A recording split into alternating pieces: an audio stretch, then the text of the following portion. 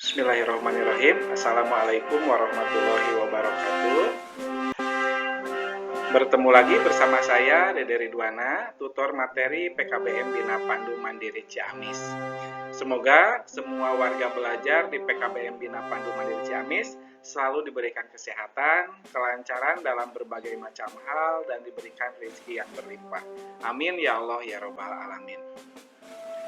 Pada kesempatan kali ini kita masuk ke materi perubahan dan fungsi Undang-Undang Dasar 1945. Apa itu Undang-Undang Dasar 1945?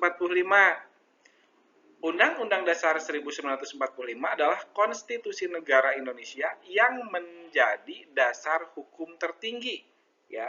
Jadi dasar hukum setiap aturan yang ada di negara kita ini acuannya atau tolak ukurnya atau pemahaman dari atasnya itu dari Undang-Undang Dasar tahun 1945.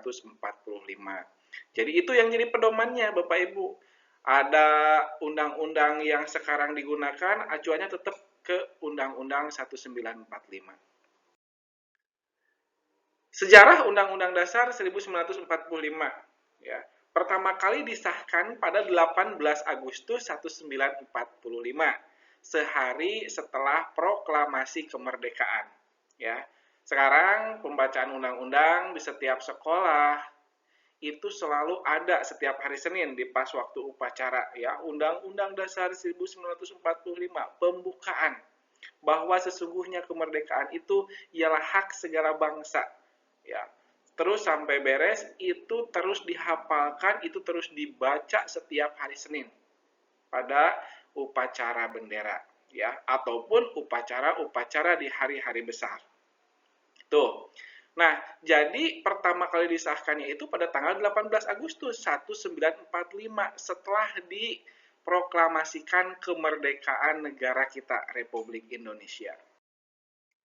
Alasan perubahan Undang-Undang Dasar 1945 yang pertama, perubahan atau amandemen terhadap UUD 1945 dilakukan karena beberapa alasan utama, terutama dalam rangka menyesuaikan konstitusi dengan perkembangan zaman dan kebutuhan demokrasi di Indonesia. Nah, ada amandemennya Bapak Ibu. Ketika ada perubahan zaman, dari mulai tahun dulu 1945 beralih ke 1980, 1990, 2000 itu mengalami perubahan zaman. Otomatis undang-undang juga ada amandemennya, ada perubahannya. Dan ini salah satu alasannya, ya, dalam rangka menyesuaikan konstitusi dengan perkembangan zaman dan kebutuhan demokrasi di Indonesia. Pengertian amandemen Undang Dasar 1945. Amandemen adalah perubahan atau penambahan terhadap aturan yang ada dalam Undang-Undang 1945. Nah, amandemen ini dilakukan oleh siapa? Oleh MPR, ya, Majelis Permusyawaratan Rakyat, yang mana MPR ini pada awal tahun kemarin, ya akhir tahun kemarin kita telah memilih, ya, pada pemilihan umum itu termasuk dari Dewan di MPR, di Majelis Permusyawaratan Rakyat, ya. Proses ini penting untuk memastikan bahwa konstitusi terus relevan dan sesuai dengan dinamika politik, ekonomi, sosial, serta kebutuhan masyarakat Indonesia. Amandemen pertama pada tahun 1999, artinya dalam artian amandemen pertama ini, yang pertama kali dilakukan amandemen dari Undang-Undang Dasar 1945, yang pertama adalah penegasan prinsip-prinsip demokrasi dan hak asasi manusia. Ini ada 3 poin dari hasil amandemen yang pertama ini. Yang pertama, pembatasan masa jabatan presiden dan wakil presiden. Yang kedua, penguatan kedudukan DPR. Yang ketiga, perubahan struktur kewarganegaraan. Itu 3 poin yang dihasilkan dari amandemen pertama, ya, amandemen pertama. Tuh.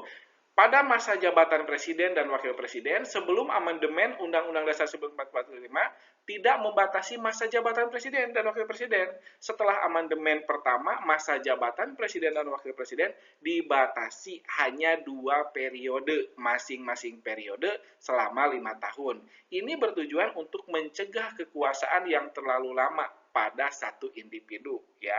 Mungkin Bapak Ibu semua juga mengalami masa-masa pada tahun 1999, ya, dulu ada yang dikenal dengan istilah krisis moneter karena adanya ini yang dari amandemen yang pertama, karena membatasi masa jabatan yang dulunya itu dipegang sama Bapak Presiden yang kedua itu Bapak Soeharto.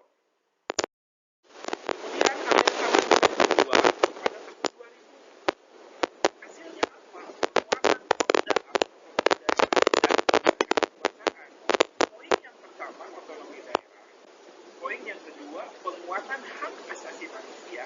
Poin yang ketiga Dewan Perwakilan Daerah. Poin yang keempat pengaturan pemilu langsung. Ya Bapak Ibu, 4 poin ini yang dihasilkan dari amandemen yang kedua pada tahun 2000. Nah, OTDA atau otonomi daerah ini memberikan wewenang lebih besar kepada pemerintah daerah melalui konsep otonomi daerah. Kepala daerah itu siapa? Kepala daerah itu gubernur, wakil gubernur, bupati, atau wakil bupati, wali kota, dan wakil wali kota. Itu nama-nama kepala daerah. Kemudian amandemen yang ketiga pada tahun 2001. Ya, ini hasilnya itu pengaturan lebih lanjut tentang lembaga-lembaga negara. Ya, ada 5 poin yang dihasilkan dari amandemen ketiga. Yang pertama ada pemilihan presiden dan wakil presiden. Yang kedua tanggung jawab presiden. Yang ketiga penguatan lembaga yudikatif. Yang keempat perlindungan hak asasi manusia. Yang kelima pengesahan peraturan perundang-undangan. Nah di sini pemilihan presiden dan wakil presiden tadi di yang pertama di tahun 1999, amandemen ketiga menegaskan bahwa pemilihan presiden dan wakil presiden dilakukan secara langsung oleh rakyat. Makanya adalah istilah pemilu, pemilihan umum, ya. Kemudian ada juga amandemen keempat yang menghasilkan penegasan hak asasi manusia, pemilu langsung, dan lembaga independen. Ya. Pertama ada pemberian otonomi khusus, ya.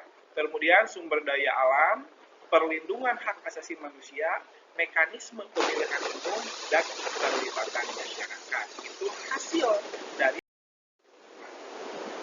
kemudian Pancasila sebagai dasar negara yang tidak akan berubah meskipun di awal tetap pengacuan yang pertama itu.